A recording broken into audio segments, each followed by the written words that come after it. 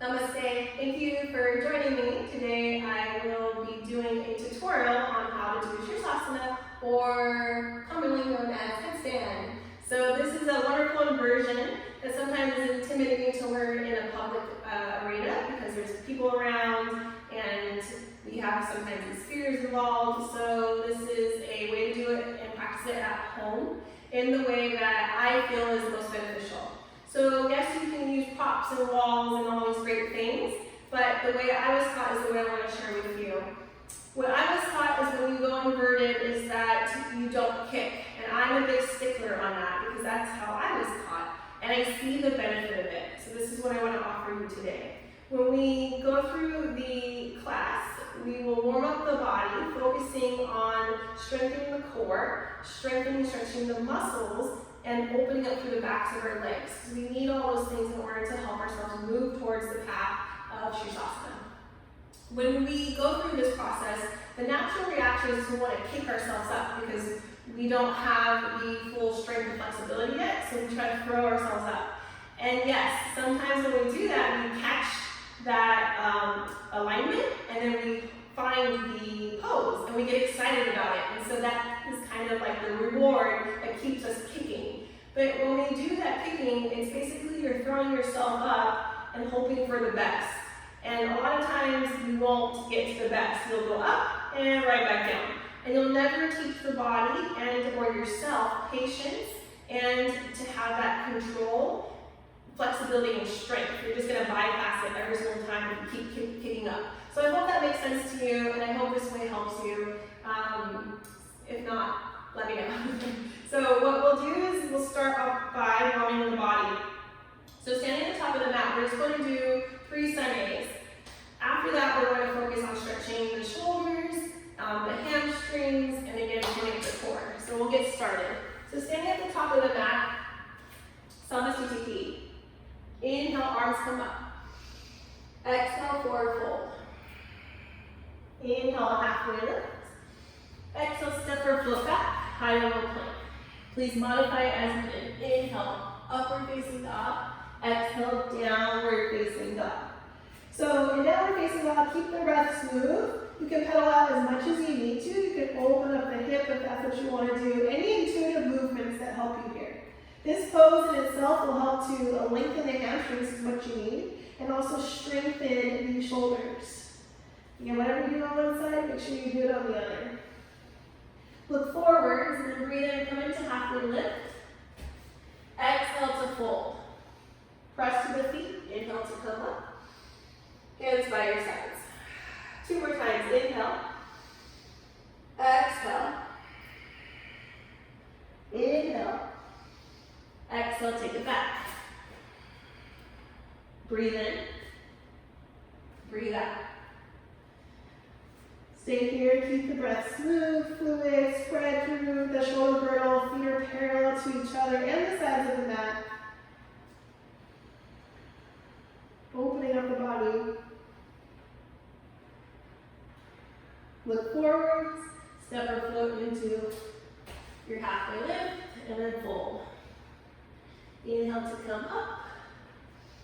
Exhale, hands by your sides. Go one more time. You do it, I'm going to speak through it. Inhale, arms come up. Exhale to fold. Inhale, halfway lift. Exhale, step or float back. Chaturanga Dandasana. Hold that Chaturanga. Inhale, Urdhva Mukha, upward facing dog. We'll lift and spread through the chest. Exhale, downward facing dog. So one more time, since this is a tutorial, not a full class, take any other intuitive movements that help you. Open up the body one more time.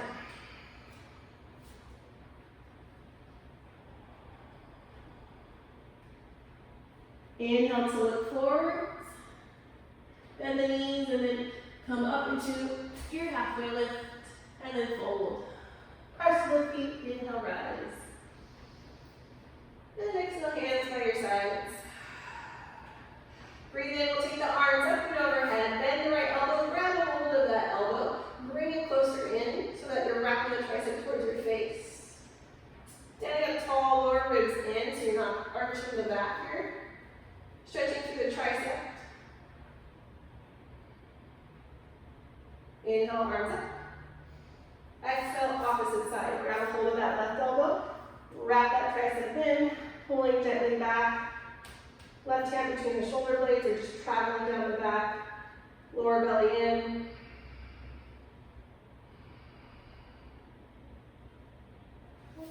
Inhale, arms up. Take your arms out to the sides. Now from here, we're going to swing the right arm underneath the left. Find your eagle arm variation. So shoulders back to the fronts of the hands. Bend into the knees slightly. Pull the elbows forward and up. Find a back bend here a little bit. And then exhale, round. Bring those elbows towards your belly button. Inhale, slowly come up. Maybe lift those elbows up. Slight back bend. Exhale, round. One more time, inhale to come up. And exhale, round. Coming back through center. Unravel the arms, left arm underneath the right. We'll do the same thing here. Pull the elbows forward, breathe in, reach up. Exhale, round. Slight bend in the knees. Inhale, up. Exhale, round. One more time. And round. Good, breathe in two, slowly come up, unravel the arms, step to the top of your mat, if you weren't already there. And then from here, we're gonna take our arms out, bend into your knees, and then slowly, slowly, slowly, slowly, slowly have a seat without using your hands if you can help it. From here, let's take our legs out straight in front of you. So sitting up nice and tall, lifting up through the chest. Let's take our knees closer to our body, finding our Sirsasana. So we're just going to strengthen up the core a little bit here. Hold on to the thighs and then lift up. Heels off the floor, bring your shins parallel to the earth. We'll take this half boat variation here. And then reach your arms forward. Nice. Slowly we're going to extend. Keep your legs lifted off the floor. Keep your shoulder blades off the floor. Inhale, back up. Exhale, extend. Up. Down. Up. Down. One more up. Now come all the way down and lie on your back. From this position, we'll take our knees up and have your shins come out like a tabletop position, like you're sitting in a chair, rather. Now from here, you're going to take your fingers and then place them behind the head. Then we'll extend the right leg, take the right elbow towards the left knee, so you're twisting. Inhale to center, exhale to switch out. 2. Inhale, 3, 4, 5, 6, 7, last one, and 8. Nice. Knees towards your chest, give yourself a little hug, maybe take circles in one direction, then the other. I like to do this thing where I don't use my hands to get up, so I rock and roll up, or you roll to your side and push yourself up if you need to. But we're going to rock back and forth, build momentum. Feet come down, you come up, forward fold. From this forward fold position, take your feet inner hip width distance apart. You can go ahead and pedal out the feet if you need to, or bend the knees.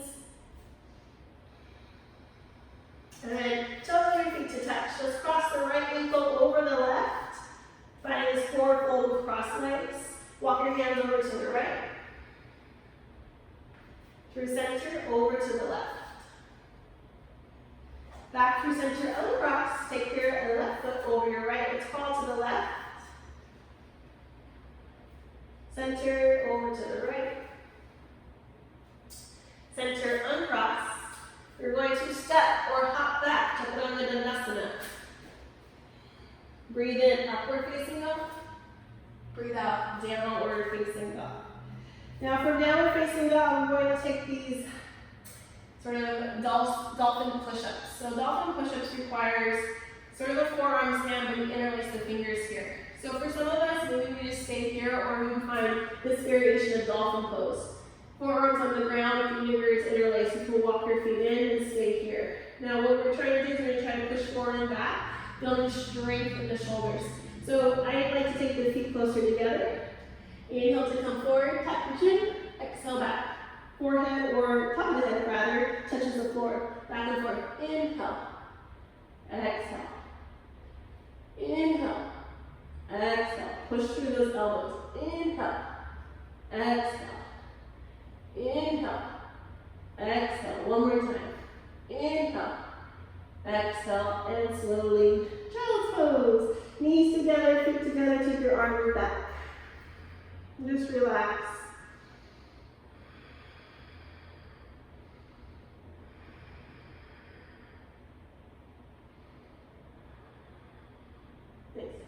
From child's pose, take your hands forward, come up to your knees and your hands, tabletop position.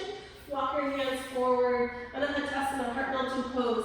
So your knees and hips stay in the same line. You can allow your chin to come to the mat, let the heart sink. Or if that's too much for your neck, just bring your forehead down, let the heart come down. Find space in the underarms, stretching through the shoulders.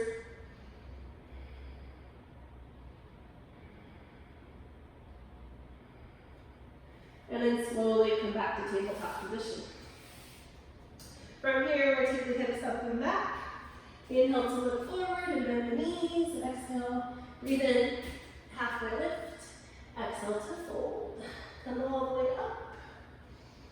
And then hands by your sides. Step your right foot to the back of the mat. We're going to take Prasarita here. Breath in, but we're taking Prasarita C. Interlace the fingers behind the back, palms together. Exhale, forward fold. So in Prasarita C, we're stretching through the shoulders and the hamstrings. We're going to take a few variations here. So I'm going to turn my toes out slightly. My right toe's going to turn out. I'm going to bend into the right knee. My left toe's going to turn out. Come back through center and bend into the left knee. We're going to go back and forth.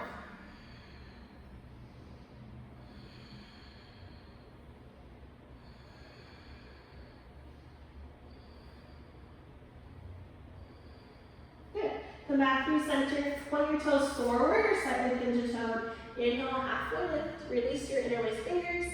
Exhale, stay here. Now from here, we're going to walk our hands back. So however far they go while keeping your back straight. Maybe you take your hands back behind you, but the focus is on opening up through the hamstrings.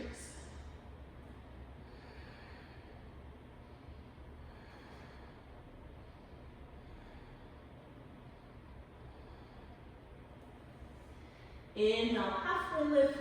Exhale, hands to your hips, and then breathe in, come all the way up. Great job. Step to the top of your mat. We're just going to shake it off. Okay, so if you feel like you need to open your hips more, or if you need more core work, if that's your thing, then go ahead and do that. Whenever you feel like you need more, take the time to do that. Otherwise, we're going to move to our Sirsasana. So we're going to stand at the back of the mat and come down to the knees. So a couple of things to note is that the elbows ought to be right below the shoulders.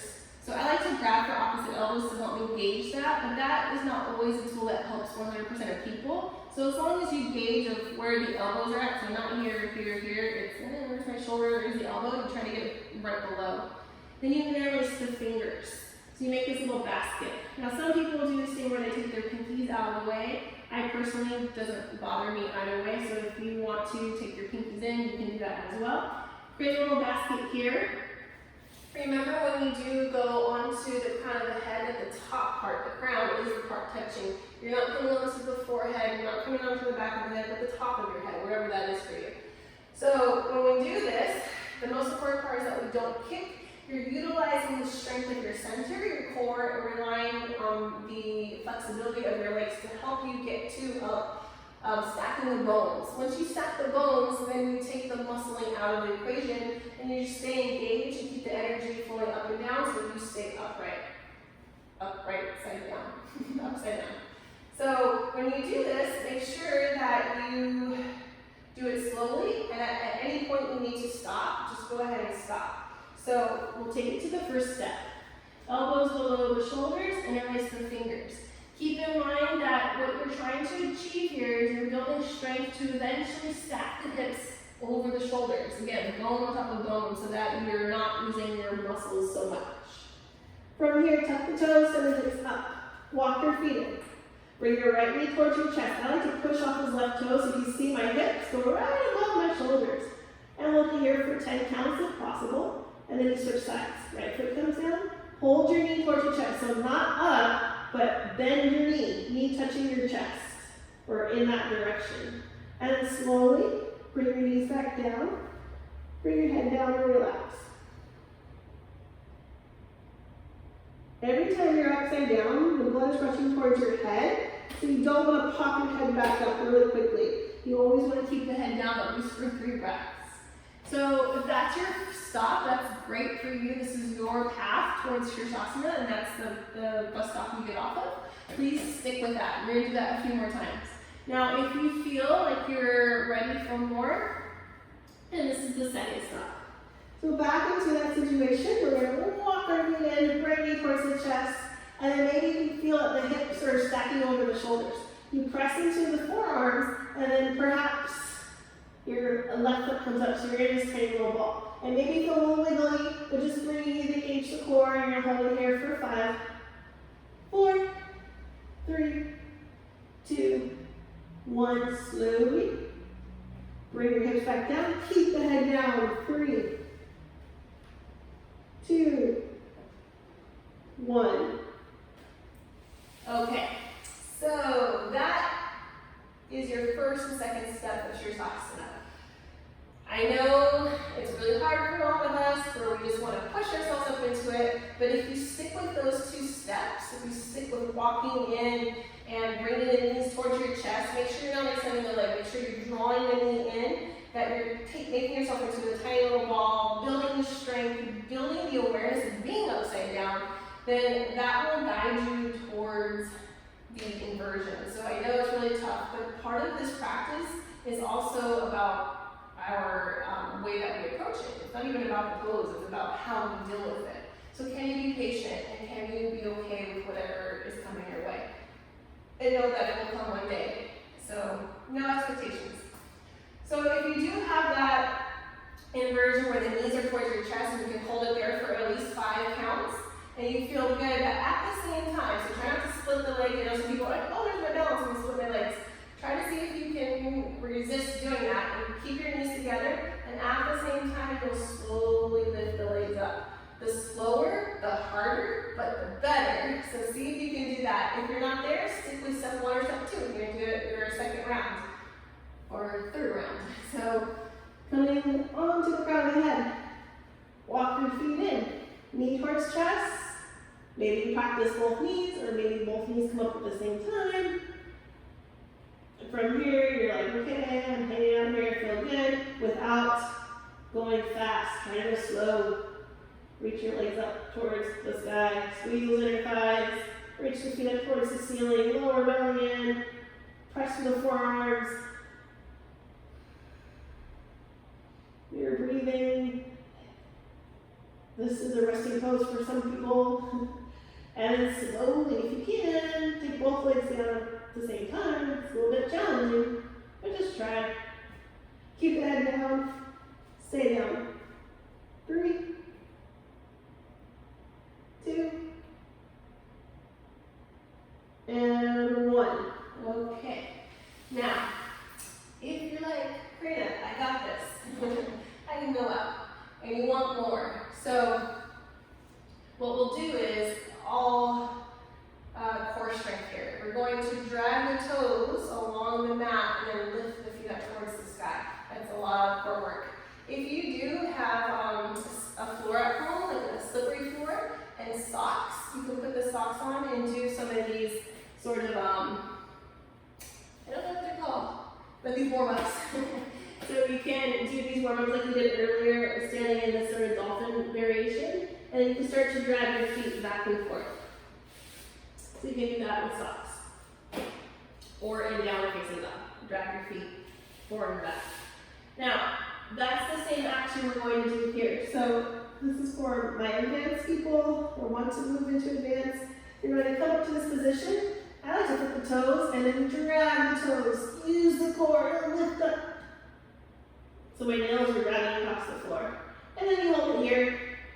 hold it for 10 counts, maybe 15, maybe 20. Now taking it towards the pike, like we do in Ashtanga, you're going to stick your butt out and then take your legs down halfway. So core control, hip flexor control, see where the halfway is. And really feel like you're sticking your butt out as far as you can stick it. That's what it feels like. And then maybe see if you can control the back up. And then you'll hang up, or hang upside down. Back into Sirsasana. And then slowly, slowly at the same time, take your feet back down to the mat. That was not slow. And then sink your bottom back, child's pose.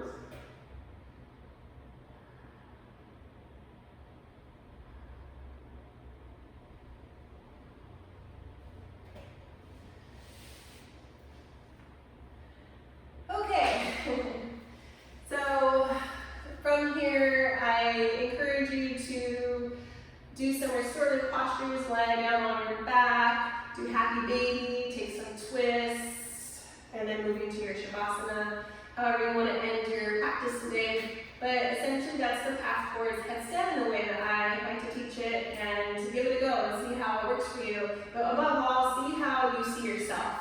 See what the mind does. It's less about the pose and more how you deal with it, right? Just as life is. You can't control what happens to you, but you can learn and help yourself see your way through. So thank you for joining me. Until next time.